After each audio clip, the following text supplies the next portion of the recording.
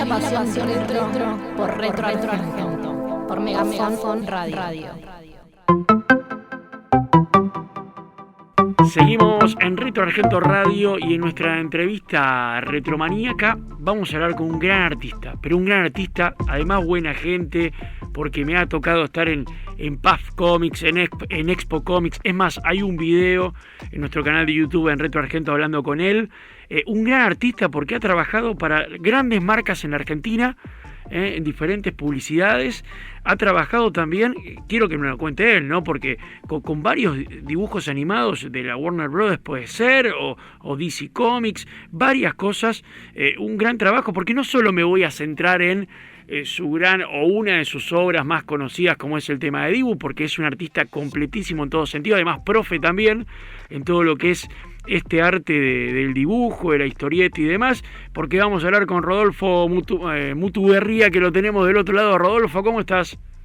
Hola, ¿qué tal, Lucho? ¿Cómo te va? ¿Cómo estás? Una alegría poder tenerte, porque sé que estás ocupado con un montón de cosas, pero teníamos muchas ganas de poder hablar con vos. Bueno, una felicidad enorme, la verdad que muy contento de poder escucharte, de poder hablar con vos y poder conversar un poco de las cosas estas que nos gustan, que tienen que ver con la infancia nuestra, ¿no? De muchos personajes clásicos conocidos y por supuesto Dibu.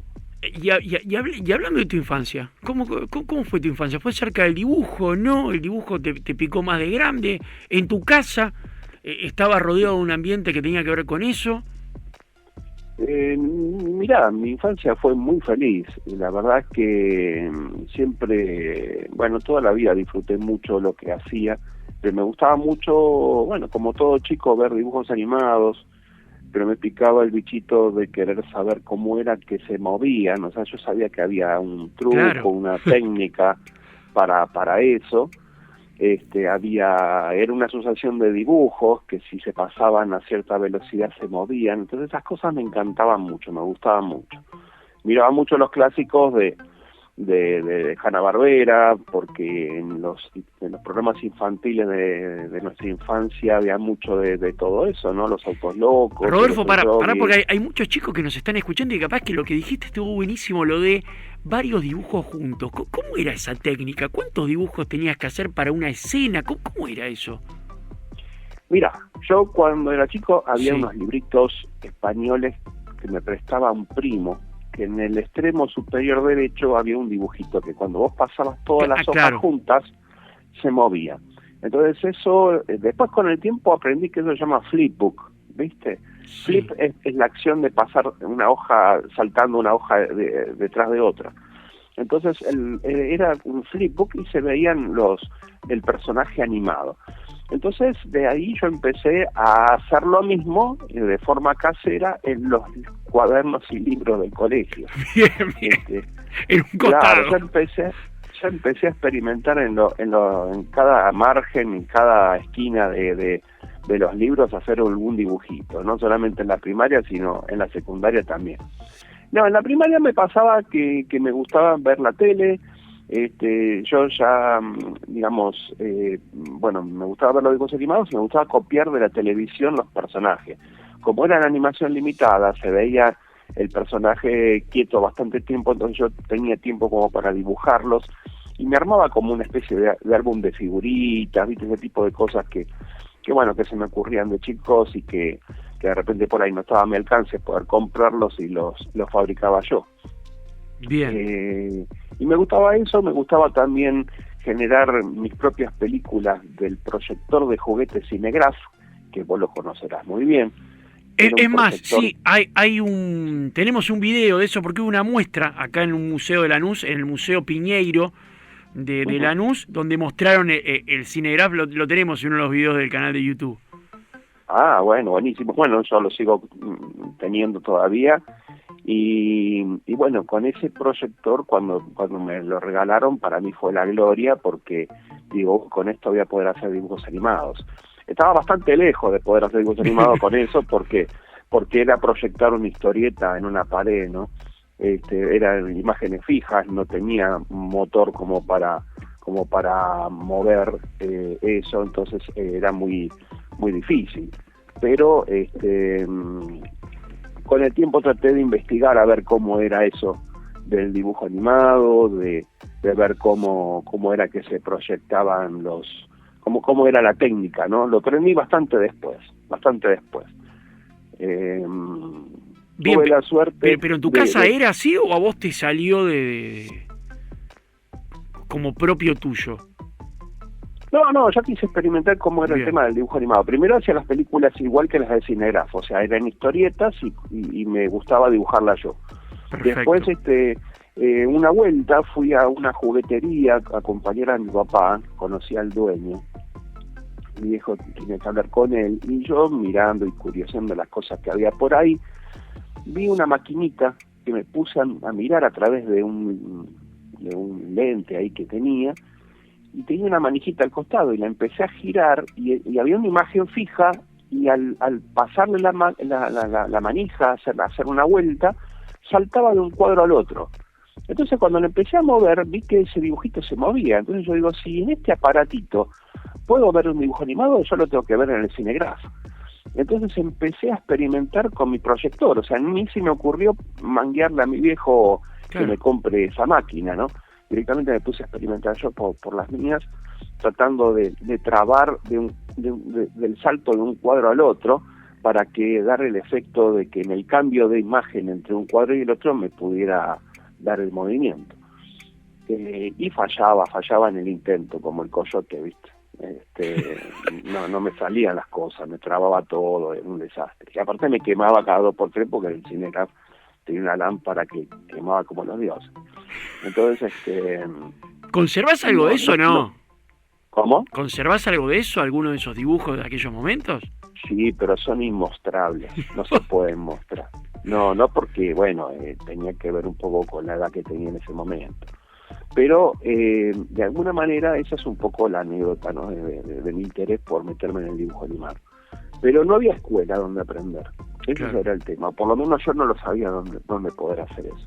Y lo más cercano al dibujo animado era la escuela de dibujo de Garacochea, que recién abría su escuela en Capital, en la zona de Congreso.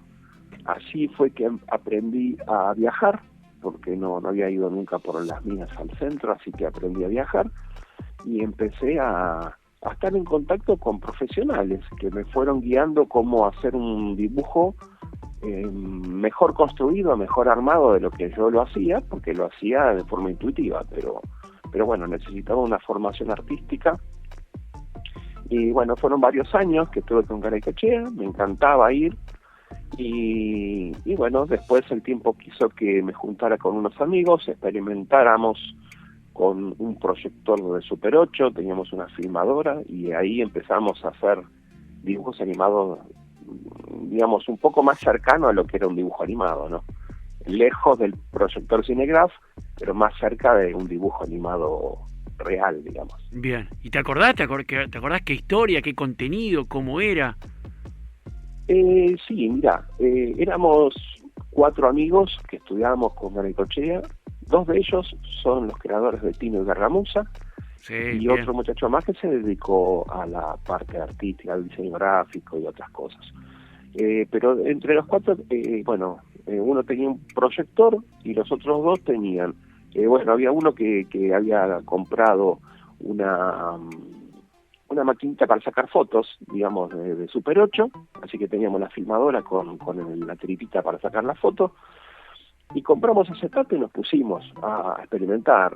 2 de ellos tenían videocasetera, o sea que no era una cosa común. Después se hizo común en todo el mundo, pero eran los 2 primeros que tenían la videocasetera, así que podíamos ver dibujos animados cuadro a cuadro y estudiar cómo eran los movimientos. Y bueno, después lo empezamos a experimentar nosotros, y de manera muy rudimentaria hicimos unos dibujos de personajes nuestros, pero no tenía una historia en realidad. Lo que queríamos era ver nuestros dibujos en movimiento. Claro. Ese era un poco el propósito, ¿no? De darnos el gusto de animar nuestros propios dibujos. Y bueno, y eso fue una experiencia muy muy linda, muy buena. Y Rodolfo, te pregunto, ¿cómo fue la entrega del primer trabajo, tu primer trabajo en el cual te pagaron por algo que hiciste, por un dibujo que hiciste para una campaña publicitaria? ¿Te acordás cuál fue el primero? Mira, vos sabés que mi primer publicación fue en el último libro de oro de Patoruzú, en el año 85. Sí, a través del dibujante Ferro, que era toda una institución, digamos, era profesor nuestro y se dibujaba todo, y trabajaba él para la revista de Quinterno, y bueno, y un día nos dio la sorpresa de que el ejercicio que estábamos haciendo en ese momento lo iba a considerar para publicarlo en la revista. Eran siete chistes que teníamos que dibujar y él los iba a elegir, pero la verdad es que a mí me fue muy mal, ese día estaba muy nervioso, tenía examen al día siguiente, así que no pegaba una, no salía del primer dibujo, pasaba al segundo, volvía al primero, pasaba al tercero, volvía al primero, o sea, venía muy mal, y encima con la presión que bueno, que eran 7 posibilidades de publicar, y yo no daba pie con bola, ¿viste? O sea, ¿Y el dibujo qué tenía que ser? ¿Tenías que dibujar a Patrusú también? No, era un dibujo libre encima, o sea, peor todavía, porque era un dibujo libre, o sea, lo dibujara como lo dibujara, era un personaje dibujado por mí, pero viste que a veces uno tiene esos días que las cosas no salen, y ese día las cosas no salían, pero al final de los 7 ilustraciones entregué una y le dije, mira, yo te entrego una sola, prefiero participar con uno a ninguno. Y me dice, sí, bueno, está bien, no te preocupes, a veces pasan esas cosas, qué sé yo. Digo, bueno, sí, pero justo a mí, ¿viste? Y bueno, la cuestión es que cuando volví el jueves a la clase, ahí me enteré que me lo habían elegido para publicar, así que bueno, esa fue mi primera publicación. Después fui colaborador de Garaycochea, hacía historietas para un diario llamado Tiempo Argentino, y ahí él escribía los guiones y yo los dibujaba con su estilo. Entonces iba a la casa de él y trabajábamos juntos. Entonces yo dibujaba sus personajes y después él le ponía las texturas, la firma. No, pero a ver, y nadie lo sabía eso. Bueno, está bueno que a ver, pero ¿cómo es? Viste que siempre está detrás, cuando de las grandes historietas que vimos en los diarios y demás, siempre hay un artista por el lado del dibujo y siempre está por el lado del guión. Siempre ha sido como en conjunto. ¿Y eso cómo se trabaja? ¿Vos te juntás permanentemente con él te va explicando cómo va a ser esa historieta? ¿Cómo es? ¿O vos le entregás el dibujo y él le pone la...? Mirá, no, el caso de Garaycochea funcionó de esta manera, digamos, él me dio una muestra de una historieta que él hacía con otro estilo, fuimos varios los que hicimos la prueba y a él le gustó como lo dibujé yo. Entonces después cuando fui a la casa me explicó cómo hacía, entonces ahí él me escribía los textos que iban a ir en las 6 viñetas y yo lo representaba con los dibujos. Y él después le daba el detalle final. Ahora, cuando trabajás con otros tipos de historietas, como pasó con DC Comics y la Warner, bueno, entonces ya allí te dan un guión de 8 páginas y en cada página te dicen qué es lo que va pasando en cada panel. Bien. Entonces, bueno, ahí tenés que hacer una interpretación. Lo que pasa es que los guionistas piensan que están escribiendo una película de Hollywood y vos tenés que representar todo en cada cuadrito, ¿viste? Entonces, bien. Contame eso, porque claro, tú trabajaste para esas dos, para DC y para Warner. Claro, en realidad DC Comics no tenía nada que ver con Warner. DC Comics era una editorial que publicaba, además de Superman, Batman y los superhéroes de DC, digamos, ¿no? DC Comics, Detective Comics, también hacía dibujos animados, y entre los dibujos animados estaban Looney Tunes. Claro. Que era Bugs Bunny, Correcaminos, Tweety, el demonio de Tasmania, Elmer, el gallo Claudio y esos. Y entonces, bueno, me pasó que yo había empezado a hacer dibujos animados. Yo empecé haciendo comerciales para televisión y después estuve trabajando para una empresa que hacía dibujos animados para Hanna-Barbera y para Disney, para series de televisión. Y después, cuando hubo un parate de trabajo con el tiempo, un amigo que estaba haciendo Aladdin en historietas para Disney me dice, a vos que te gusta la personaje de Warner, ¿por qué no te haces unas páginas? Y yo lo llevo a la agencia y vemos qué pasa. Y así fue, hice una muestra de Looney Tunes, la agencia me llamó, llevaron esos dibujos a a DC Comics, y DC Comics, como era editorial, ellos les gustaron mis dibujos, entonces pidieron un contrato a Warner Brothers para que yo pudiera dibujar a esos personajes, con el permiso de Warner. Así que bueno, así fue que en 94 y 95 estuve haciendo Looney Tunes para DC Comics. Bien.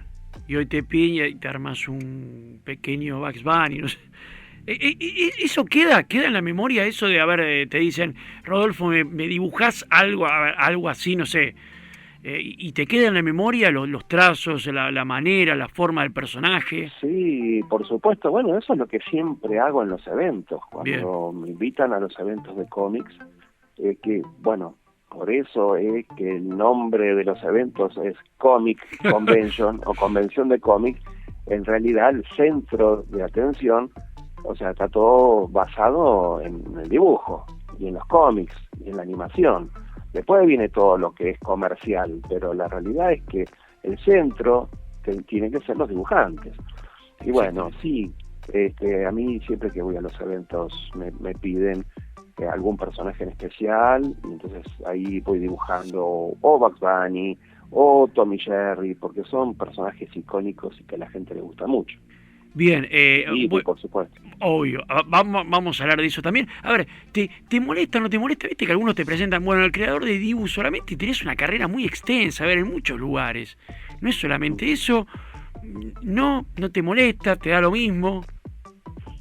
No, ¿por qué me va a molestar? No, me resulta lindo que la gente recuerde con cariño a Dibu. Me gusta mucho que tener ese reconocimiento, no solamente en mi propio país, sino también en el extranjero. Exactamente, porque sí. viene la gente, se acerca y me dice, vos sos el dibujante, creador de Dibu. Yo aclaro que soy el dibujante, creador de Dibu y Buji.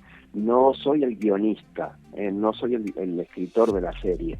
Yo hice los diseños de los personajes y la dirección de animación. O sea, tenía los dibujantes a cargo mío. No, está bien, pero también, si no está Dibu... También hacía animación, claro, por supuesto. Pero la imagen, digamos, me parece que también es un gran aporte. Y lo que ha significado Dibu, lo que ha sido mi familia... Es que la gente lo conoce por su imagen. Claro, la realidad exactamente. Es esa. O sea, más allá de lo que diga o haga el personaje, en realidad el personaje tiene un aspecto físico, visual. La gente escucha la voz y lo asocia con la imagen del personaje. O sea, ven el personaje y ya saben quién es el personaje. Entonces el personaje es o sea, más allá de lo que esté escrito, el personaje, la imagen es lo más importante en este caso. Bueno, y ahí la voz también, por supuesto. Nos metemos en eso. ¿Cómo nació el tema del proyecto de Dibu, de toda esta telecomedia en Telefe? Secreto. Mi familia es un dibujo. Ultra secreto. Imagínate que ese era un proyecto nuevo que Telefe quería disparar al aire y no se podía mencionar porque era una cosa totalmente inédita, insólita, y Telefe se iba a jugar la carta con algo que no se había hecho nunca en la televisión. Digamos que sí se hicieron en películas, pero nunca se llevó a cabo en televisión con los medios de la televisión. O sea, hubo casos en los que estaban los dibujos actuando con acción en vivo, con actores, pero era telecine.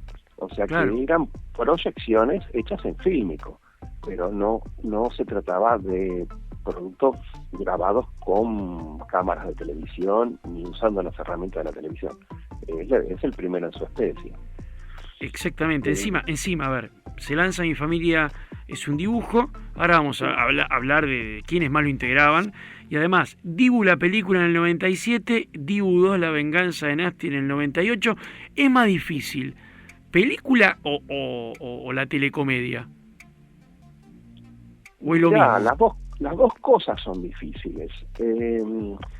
La telecomedia sirvió para testear, para que el canal vea que era posible hacerlo y ver qué onda con la gente, porque la gente es la que permite el rating y hace que los canales perduren o no. Entonces, si la gente le da aceptación y hay encendidos, el canal se pone muy contento y le da para adelante con todos los proyectos. Entonces, cuando programa empieza a subir de rating, empieza a andar muy bien de rating en esa época, el canal vio con buenas miras, digamos, el tema de hacer una película, porque después del éxito del programa venía de la mano una película. A veces pasa al revés, que de repente por ahí surge de una película y después se hace un derivado en serie de televisión. Disney lo está haciendo permanentemente. Primero testea en el cine, si funciona bien y gusta, bueno, después hace series. En este caso fue al revés, arrancamos con una serie, gustó y se hizo una película, después se hizo la segunda. Exactamente. Por lo menos con mi participación. Hubo una tercera, pero yo no tuve nada. No. A ver, hablando de esto, casi 100 capítulos en la tele, bueno, Germán Kraus, Estela Maris Closas, Alberto Anchart, Facundo Espinosa, Marcela Klosterboer, que era todo este gran elenco de esta serie, Andrés Hispani, sí. Pero además todo lo que era, ¿no? A ver, Rodolfo, vos estabas en el set, todo en los estudios cuando se grababa, porque ellos tenían que grabar con alguien que no estaba. Exacto, sí. Sí, en ese momento éramos 2 directores, porque yo tenía un co-keeper que era Víctor Leali. Éramos 2 que íbamos al canal. Por supuesto que los actores estaban acostumbrados a la actuación, pero no a actuar con la nada. O sea, hubo que marcar referencias de dónde tenían que mirar, para dónde tenían que mirar, y cómo aceptar el peso del personaje cuando tuvieran que manipular al personaje encima de ellos, porque el personaje no era un globo, era un personaje que tenía su propio peso, y los actores tenían además que pensar en eso también, y mirar a determinada altura, había que hacer marcas por todos lados para que cuando el actor girara la cabeza mirara la marca y ese fuera el lugar donde después iba a estar Dibu.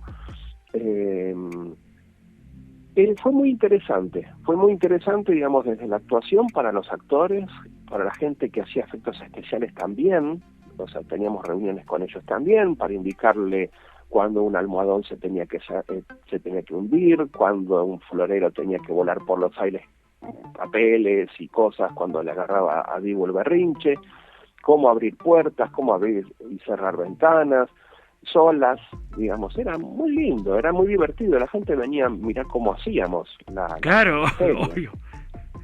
Todo lo que era parte actoral, digamos, bueno, desde ya por supuesto que eran todos grandes artistas, muy profesionales, y los chicos, digamos, se iniciaron, pero de una manera maravillosa, porque fueron todos muy buenos, fueron, la verdad, pilares muy importantes para la serie, para Mi Familia es un Dibujo. Ahora, la parte de Dibu era la parte divertida, porque todos venían a ver cómo era que hacíamos. Claro. Entonces no podían creer que con un hilo se abría una puerta o se elevaba algo en el aire, o venía uno vestido de verde y agarraba un plato en el aire o revoleaba algo, ¿viste? O sea, que después teníamos que reemplazarlo con el dibujo animado. Claro, exactamente. Pero aprendimos muchísimo, fue una experiencia muy muy linda. Sí, y las cámaras lo mismo, o sea, las cámaras tenían que enfocar, encuadrar, acercamientos, alejamientos, paneos con el personaje. O sea, había un montón de cosas. Pero a ver, Rodolfo, sos el creador, de un hito de la TV argentina, porque, que esta telecomedia, 3 años, con un personaje, digamos, de dibujos animados, con una familia de carne y hueso, con varios personajes, porque después está la hermana y demás, me parece que es un hito para la TV argentina. ¿Se podrá dar en algún momento? ¿Podremos traer a Dibu de vuelta? Mira, a mí me encantaría. Lo que pasa es que a veces ocurren cosas que uno no logra entender. O sea, primero hay otros intereses a veces, y hace que los programas, cuando el canal tiene otro interés y de repente le resta importancia a algo que tiene importancia, empieza a bajar de rating, y cuando ya algo baja de rating ya cancelan la serie, ya se termina, ya no sigue más. Entonces, con el tiempo hay muchos que lo recuerdan con cariño, la serie la pueden ver en YouTube, el canal decidió subir todas las temporadas en YouTube, la gente lo puede ver en forma gratuita, o sea, no tiene interés en volverlo a poner en el aire. Y si fuera así, me encantaría que me llamaran. Lo que pasa es que ya la gente que estaba de antes no es la misma, y ya no sé si ellos tendrían, digamos, la cortesía de llamarme para poder producirlo. A mí me encantaría, pero ya hicieron una tercera película y no me llamaron. Y sé que también hicieron una serie adaptada para Portugal y tampoco me llamaron. Entonces son cosas que pasan que duelen bastante, no sé por qué pasan, pero pasan. Entonces, insisto que me gustaría que pudiera volver, pero que pudiera trabajar en ella, ¿no? Claro, claro, que vuelva vos, su creador. Pero por claro, eso... tiene que ceder los derechos, ya después ellos sienten como que no tienen la obligación de llamarte, cosa que no es así, ¿no? Claro. Parece que hay una cosa que no les obliga, tendrán que hacerlo, pero bueno, por algún motivo no estuve en las producciones esas. Y la actualidad, Rodolfo, porque yo te veo, tu stand está buenísimo en las Expo Comics. Yo les recomiendo, cómprense un dibujo para hacerse un cuadrito. Hay uno, a mí me encanta, porque hay de las películas de los 80, hay uno de Volver al Futuro, está buenísimo, hay varios que haces. Y también estás dando clases, ¿no? Sí, también. Bueno, eso tiene que ver con que como yo empecé a aprender la técnica de la animación y me empecé a meter en el tema de las, digamos, de las animaciones, y bueno, hice Dibu y trabajé para Disney, para Hanna-Barbera. Entonces, bueno, Garaycochea, que fue mi profesor, me invitó a dar clases en su escuela. Entonces empecé a dar clases ahí, estuve muchos años, como 18, 19 años, dando clases en la escuela de él, y después, bueno, cuando falleció la escuela se cerró, nos juntamos los profesores que dábamos clases ahí y empezamos a enseñar por nuestras cuentas. Digamos, armamos nuestra propia escuela que se llama Estudio 13. Bien. Y ahí enseñamos historieta, dibujo humorístico, caricatura. Yo enseño dibujos animados, enseño diseño de cartoons, del estilo de los dibujos animados, y también doy clases para chicos. Corregime, Rodolfo, Avenida Santa Fe, 1480, piso 13. Exactamente, Avenida Santa Fe, 1480, piso 13, esquina Paraná, es Recoleta. Bien, también está el teléfono 1565 360122. 1565 360122. Pues está buenísimo. ¿Y cómo ves el futuro del dibujo, de la historieta argentina? ¿Podremos sacar algún momento, volverá ese? Pues viste que ya ese largometraje del dibujo, ¿en qué? ¿En 2D? Ya es como que se ha extinguido. Sí, pero mira, no es que se ha extinguido, porque se hacen series de televisión, se hacen cortos, o sea, cortos animados, ¿no? Se sigue haciendo dibujo animado tradicional en mucha menor escala, porque se hizo de una manera, el dibujo hoy por hoy es mucho más industrial. O sea, no el 3D, porque el 3D no lo considero un dibujo animado. El 3D es animación, pero es otro estilo. Esto es un dibujo dibujo tradicional, ¿no? Dibujo 2D tradicional. Y el dibujo 2D tradicional en la serie de televisión se hizo muy industrializado. O sea, son recursos mucho más económicos, los productores contentos porque con un mínimo de personal hacen series de televisión. A mí esas cosas no me gustan porque a mí me gustaba cuando había trabajo para todo el mundo. Entonces, imagínate que en la serie de Dibu eran 40 personas, 40 dibujantes animadores trabajando en el personaje, y en las películas éramos 70. Así que había una cantidad enorme de dibujantes. Pero hoy por hoy las series las hacen con un mínimo de gente, porque los software y los programas permiten que uno arme librerías, y con esas librerías ya está. Digamos, falta que haya alguien que sepa mover a esos personajes y listo. Ni siquiera sepan dibujar.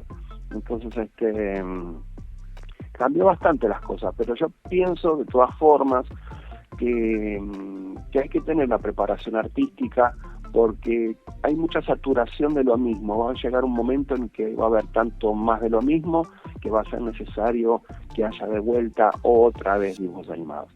Así que para mí, yo sigo adelante, sigo enseñando la técnica, y hay mucha gente que la está sabiendo aprovechar.